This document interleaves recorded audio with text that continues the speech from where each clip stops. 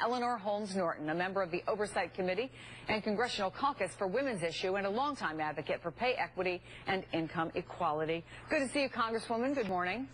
Good morning. These high-profile actions by the White House and Democrats are going to come tomorrow on Equal Pay Day, which is the point in the year where the average woman's pay finally catches up to what a man makes in the same job in the previous year. As you know, a woman earns about 77 cents for every dollar a man makes. So what's the message you want to get out there? Look, as he has done in other areas, the president is using his executive power to do what the do-nothing Congress will not do. I'm co-sponsor of two bills for equal pay in the Congress. They've been pending for more than 10 years. What the president has done with these executive orders should not be underestimated. The most important is the part that for the first time would make only federal contractors, but that is an auspicious start, report on their compensation.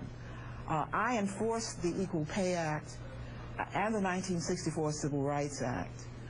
Both of those bills require employers across the board to report on the race and gender of those they hire. Neither of those bills require that you report on the pay of men and women. So this is a giant step of a breakthrough, because what we don't know has been hurting women. And what we don't know are these differences between men and women wages that clearly exist, or else that 77% disparity where we've been stuck now for many years would have moved. You talk about these bills that you've been pushing for 10 years, and you've been talking about the gender gap for a very long time. We have a picture of you from July of '71. There you are with Gloria Steinem and Betty Friedan, two fellow trailblazers. And I want to play a clip of you talking about the gender pay gap on the Today Show back in 1982.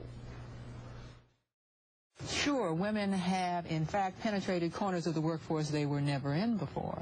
But the wage gap has remained stationary, and that is very bad news, because the American family now depends upon the second wage, the wage of the woman. I feel, Congresswoman, like you could come on and say exactly the same thing, and here we are in 2014. Why are we still here? Well, these talking points, if that's what they were, haven't changed, because I think women have not done what we did to get the 1964 Civil Rights Act. The 1964 Civil Rights, tremendous breakthrough, which, by the way, was as much of a breakthrough for women as men, because it meant that you could look at and enforce the act, the first enforceable act for hiring men and women. But people were in the streets 10 years before that happened.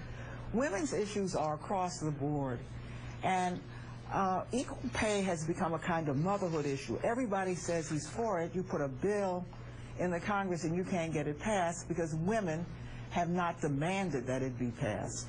That's one of the reasons that Democrats have made such inroads with women in the United States, because they are willing to press these issues and in effect form a kind of movement to get Congress to do something about it. At least we have a president who is set in place by doing something about it with those employers, federal contractors, that he in fact controls. So am I reading you right, Congresswoman, that obviously the president is going to sign these two executive orders, but you're not particularly optimistic that between now and November, Congress is going to take action on any of these things? We're talking about a Congress that can't even pass appropriation bills and budgets. So don't expect the Congress to pass an Equal Pay Act or the Fair Pay Act, any of the bills pending. But I say that women can make this happen.